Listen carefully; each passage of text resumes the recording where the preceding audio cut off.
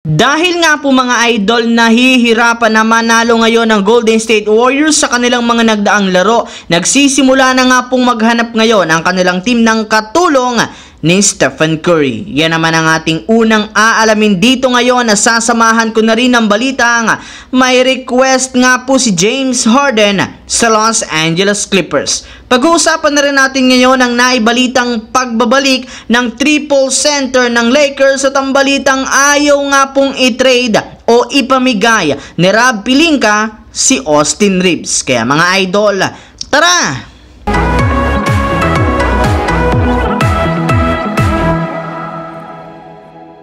Sa pagkatalo nga po mga idol ng Golden State Warriors sa kanilang huling dalawang laban kontra sa Denver Nuggets at Cleveland Cavaliers, bumagsak na nga po sa 6 wins, 4 losses ang kanilang record kung saan pang-5 nga po sila sa Western Conference. At ang masakit pa nga po dyan, 2 beses pa nga pong natatalo ng Cleveland Cavaliers ito sa loob lamang ng 1 linggo. Yes mga idol, para nga po sa inyong kaalaman, matagal na rin naman nga po silang hindi natatalo ng Cavaliers simula noong kay LeBron James pa. Ngunit sa isang iglap, bigla na lamang nga po silang pinatumba dito ng kanilang mga nagdaang laro. At isa nga po sa mga rason bakit nangyayari ito ay ang kakulangan ng Warriors ng scorer sa kanilang lineup. Sa katunayan, maliban nga po kay Stephen Curry, wala na nga pong iba pang player ang Warriors na nagtatala ng 20 plus points per game ngayong season, na isang napakalaking problema gayong nagmumukha na nga pong nakasalalay lamang parati kay Curry ang ikakapanalo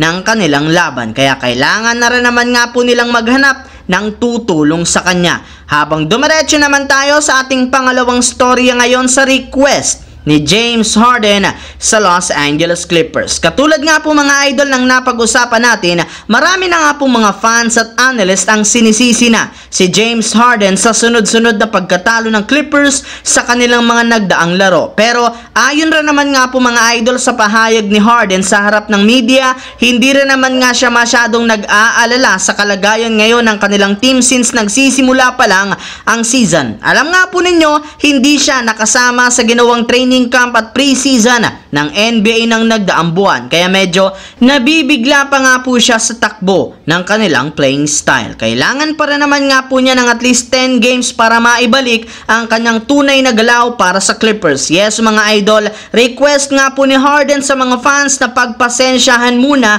ang kanilang mga pagkatalo gayong nag-a-adjust pa rin naman siya sa playing style ng Clippers at bumubuo pa rin naman ang kanilang kupunan ng chemistry ngayong season. Habang dumako naman tayo sa ating sunod na pag-uusapan sa balitang pagbabalik ng big lineup o triple center ng Lakers at ang balitang ayaw nga pong i-trade o bitawan ni Rob Pelinka si Austin Reeves. Pagkatapos nga po mga idol ng 4-game road trip ng Lakers, babalik na rin naman nga sila sa kanilang home court sa kanilang susunod na laban kontra sa Portland Trail Blazers na kasalukuyan rin namang nag-i-struggle na makakuha ng panalo sa kanilang pagkakaroon ng 2-game losing streak. Kaya mukhang liyamado nga po dito ang Lakers. Ang kaso lamang, bago pa man nga po mga idol magsimula ang kanilang susunod na game, inanunsyo na nga po ng kanilang team na hindi dito maglalaro ang kanilang mga players na sina Jared Vanderbilt, Jalen Hood-Schifino, Gabe Vincent, habang nakalista rin naman sina LeBron James bilang questionable at si Anthony Davis, Jackson Hayes bilang probable. Pero sa kabila nga po niyan, expected pa rin naman na maglalaro dito ang kanilang triple center kasama sina Christian Wood since healthy rin naman nga po ang kanilang mga katawan. Bukod nga po dyan mga idol, pinag-iisipan na rin naman nga po ng head coach ng Lakers na si Darvin Ham na ibalik muli si Cam Reddish sa starting 5 at balik bench rin naman si Austin Reeves. Ngunit hindi rin naman nga ibig sabihin nito na tuluyan na lang nga po siyang tatanggalin sa kanilang team. Sa katunayan, wala rin naman nga silang balak na i-trade si Austin Reeves ngayong season kahit man patuloy itong nag-i-struggle sa opensa, gayong naniniwala nga sila na kakayanin nitong mag-excel off the bench katulad ng ginawa ng San Antonio Spurs kay Manu Ginobili. Yes mga idol, inihahalin tulad nga po ni Coach Darvin Ham si Reeves sa Hall of Famer na si Ginobili, gayong mas dodomina pa rin naman ito sa kabila ng hindi niya pagkakasali sa starting lineup. Ang videong ito mga idol ay hatid sa inyo ng Aurora Game, isang play-to-earn mobile app na kung saan pwede kang kumita habang nag-e-enjoy ka. Maraming mga games dito mga idol gaya ng Color Game na alam kong siguradong mananalo kayo. Dragon versus Tiger na simple lang, pipili ka lang kung Dragon ba o Tiger ang mananalo. Meron ding Toss a Coin na alam kong alam nyo na at marami pang iba. Sobrang dali lang mag-register, gamit lang ang iyong mobile number, hintayin ang verification code at gumawa ng password. Madali lang din mag-cash in at pag panalo, cash out agad gamit ang iyong GCash account. Kaya ano pang hinihintay nyo mga idol?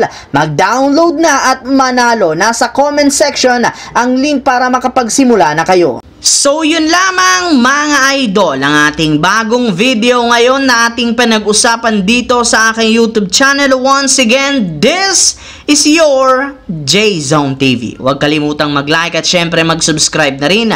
Pindutin ang notification bell sa aking channel para lagi kayo maging updated sa mga videos na pinapalabas ko. Shoutout sa lahat mga idol. Maraming salamat po. Hopefully, nag-enjoy kayo ngayon.